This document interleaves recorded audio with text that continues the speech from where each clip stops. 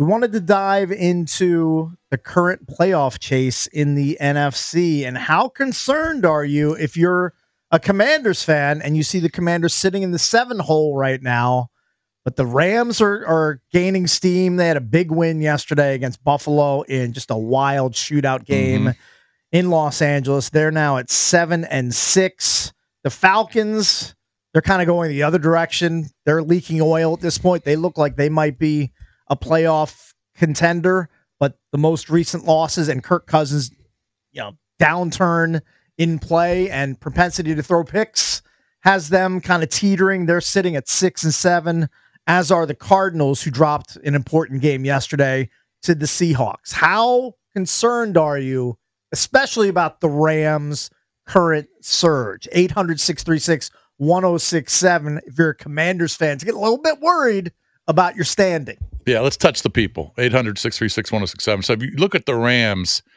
they're not just chasing a wild card, they're chasing the division. And they do still play the Seahawks in Week 18. They've already beaten the Seahawks. So if they beat the Seahawks in Week 18, they sweep them, and that could mean the division for the Rams. So that would put Seattle in play too.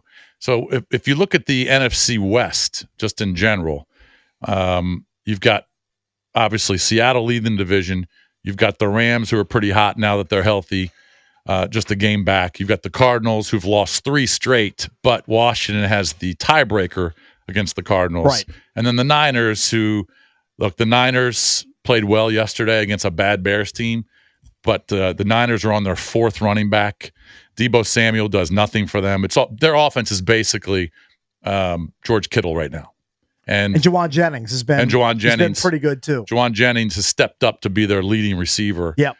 But now that they're on their 4th running back, Patrick Taylor, and they got a tough schedule too, because they still play the Rams, they still play the Dolphins in Miami, and they still play the Lions. So I'm going to kind of toss them out. I would be concerned about this Rams team though. Like when they're healthy and they're legit, and Cooper Kupp are both out on the field together, they're legit. They're dangerous, and Kyron Williams is just having another fantastic season. That guy seemingly scores a touchdown. Yep. Basically every week. Scored 2 more this past weekend, and they're starting to work in Blake Corum, the rookie, a little bit. He looked pretty good yesterday. Look, when Kyron Williams had 29 carries in the game yesterday. And that's too many for him. He's had some injury issues in the past, so I understand Sean McVay and that offensive staff wanting to work in a younger guy to try to spell him. He had 8 carries yesterday, averaged 4.3 yards per carry. So, that rushing attack paired with Stafford and those 2 receivers, it's pretty dangerous. I agree. Now, you don't have to be worried about the defense that's allowing 42 to the Bills. Now, the Bills are, one of the better offensive teams in the league. Yeah, so Josh Allen is... You can kind of give them a pass. He's pretty damn good. But that offense, especially if you're not going to sack Matthew Stafford, like he wasn't touched yesterday, 0 sacks in the game, didn't throw any picks, and he can just, slice and dice you with those receivers. It's a pretty potent offense that you have to deal with. The Rams still play. Now, the Rams have a short week, and they're going to play in San Francisco on Thursday night, which is an elimination game for San Francisco. Maybe not for the Rams, but certainly for San Francisco.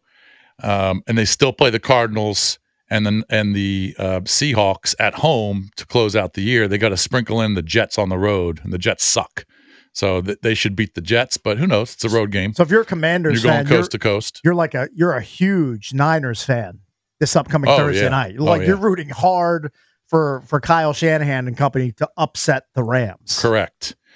The way I look at it is, if Washington can just somehow get 2 wins minimum in the final 4, I think that's going to get them that 7th wild card, because I think Tampa's going to win the NFC South, considering how much better they're playing than Atlanta, and they've got a pretty dicey or easy schedule to close out the year as compared to the Falcons, who've lost 4 straight. Now, Drabby points out the Falcons have a really easy schedule in terms of opponents' records, because they play the Raiders, 2 wins.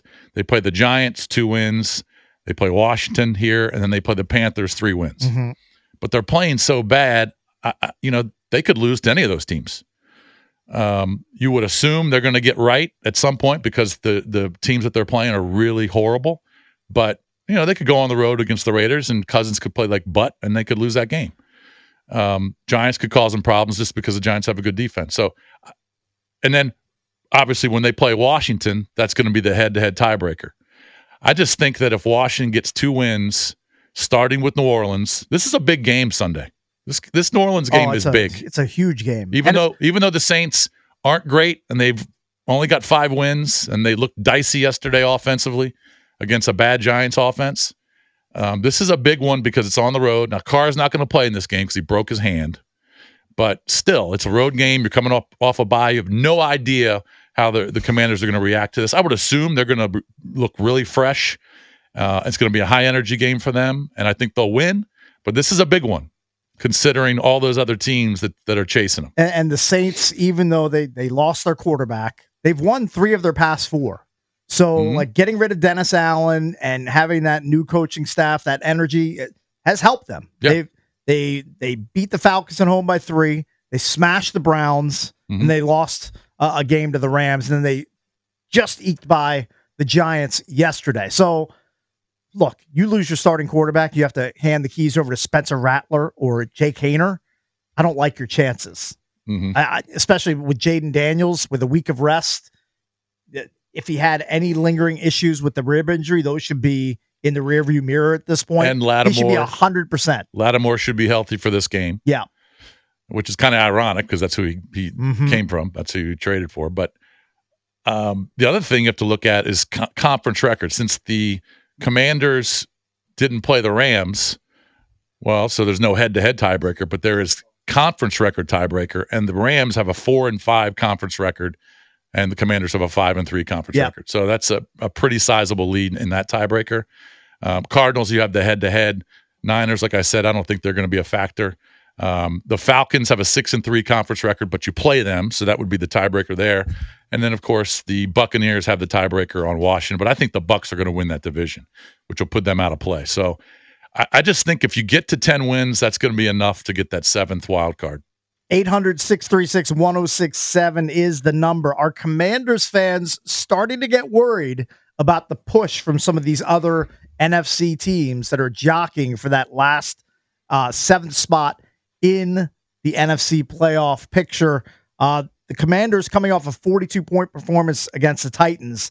I wouldn't expect them to have that sort of outburst against the Saints on the road, but hopefully this offense is able to score 28 to 30 points, and that should be enough to beat, let's be honest, it's an undermanned Saints team without their starting quarterback. Like, I'm sure that Dan Quinn and the coaching staff are going to stress to their guys, we should win this game anyway. Even with Derek Carr starting, we definitely have to win it with either Rattler or Jake Haener under center. Yeah, this will be a bad loss. Like, if Alvin Kamara gets the ball 30 times and rushes for 150 yards and they win the game that way, like, then you tip your cap to the Saints. That's kind of their only way that I see them being able to beat this Commanders team. But Kamara was completely held in check by the Giants this past weekend. Giants held the Saints to 2.8 yards per carry. Right. But I think this is a game that you have to win, that you should win. If you lose to the Saints with a number 2 quarterback or number 3 quarterback, that's just a really bad loss. And then you absolutely put someone like the Rams in play. Or the Seahawks. So those are the 2 teams that I would think that you're kind of battling, the Seahawks and the Rams, because you've got a pretty nice lead on the Falcons in terms of your record. You got 2 more wins than the Falcons, and they are just playing awful football right now. So I think the Seahawks and the Rams are the 2 teams that you're kind of fighting. Let's go to Kevin in Waldorf, 800-636-1067, the MGM National Harbor listener lines. Are you getting concerned about some other teams trying to grab that number 7 spot away from the Commanders as the Commanders were on a bye week? Kevin, you're on with the Junkies. Good morning. Good morning, Junkies. What's up? First time caller. Okay. My position is still this: as the adult in the room, let's curb our enthusiasm. Let's get win 9 and let the chips fall where they may. But if we win 9 games from 4 games, the process is working. The recalibration is working. The foundation is being laid. Should we be able to beat Atlanta? Sure. Like y'all were just saying, 10 wins should put you in there. Thanks for taking my call. Yeah. Thank you, Kevin. I understand what you're saying, Kevin, that, you get 9 wins compared to 4 last year, and you overhaul the roster, and you got a rookie quarterback, new coaching staff. That's a great upswing in terms of your trajectory for the next few years. Mm-hmm. But I got to think right now, you're not just looking for 9 wins and a positive upswing. Right. You're looking to make the playoffs. Sure. This is a team that should make the playoffs based on how they've played and who they're playing to finish out the season. Your expectations get altered. Correct. When you have an 8-5 record heading into the bye week. Yeah, I wouldn't be happy with 9 wins and missing the playoffs based on how they've played so far. No, these guys want 10-plus wins. I mean, I think they could win the season closing game at the Cowboys, especially if the Cowboys are completely dead and out of things. Like, I don't know how the next few weeks are going to play out for Dallas. Mm-hmm. Let me pull up their schedule. Dallas is, obviously playing well now, but I think when push comes to shove, and they got a couple pieces back defensively, mm-hmm. which helps them. But push comes to shove, I think that Washington, if the game meant something, Washington can beat Dallas, even though it's in Dallas. They host the Bengals tonight on Monday Night Football. Yep. Then they're at the Panthers, and the Panthers have shown that they're not an easy out. They're going to battle you, and Bryce Young is playing better. Then they host the Bucs a little bit before Christmas on the 22nd. Mm-hmm. Then they close at the Eagles and then hosting the Commanders on January 5th. All right, so they got 5 pretty tough outs to go. Yeah. And you would think that they would have to sweep that to get to the playoffs and get to 10 wins. I still have a hard time buying, even though he led the Cowboys to a win here, I have a hard time buying into Cooper Rush getting this team into playoff position when they're sitting at 5-7 before tonight's game. Yeah, their playoff chances are probably very slim. Yeah. In terms of the percentages in the Vegas books, probably under 10%. And that would mean Dallas would have won 7 straight. They go out and sweep to get mm-hmm. to 10 wins. That's 7 straight wins. I don't see it. Yep. Let me check the Rams 49ers spread at this point. Niners are laying 2.5. Yeah, the game's in San Francisco. Total's 48.5. But again, the Rams are just totally different because of those 2 receivers. Completely. And they've got a good running back, and they've got a legit quarterback, well coached. They've got confidence. And I guarantee you they're talking about winning the division. Oh, yeah. Right now. They're not talking about just getting a wild card. Yeah, they want to win the NFC West. But Seattle's hot too, and they've won 4 straight. Yep.